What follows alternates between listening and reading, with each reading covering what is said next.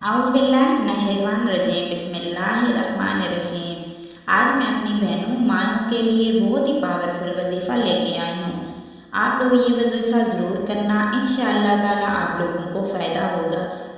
जो मेरी बहनें परेशान होती हैं कि उनके शौहर उनकी इज़्ज़त नहीं करते, शादी के बाद वो किसी दूसरी लड़कियों में दिलचस्पी रखने लग जाते हैं, बीवियों की इज़्ज़त नहीं करते, उनकी तरफ नहीं देखते, तो आज मैं आप लोग के लिए बहुत ही पावरफुल वजीफ़ा लेके आई हूँ। आप लोग ये वजीफ़ा ज़रूर करना, इंशाअल्लाह बहुत फ़ायदा देगा और दूसरी लड़कियों की तरफ आँख उठा के भी नहीं देखेंगे आपके शौहर। आपके शौहर बहुत आप लोगों की इज़्ज़त करेंगे, प्यार देंगे आप लोगों को। तो वजीफ़ा शुरू करने से पहले शौहर के दिल में मोहब्बत पैदा करने का अमल नमाज मगरिब के बाद 21 मरतबा पढ़ना है।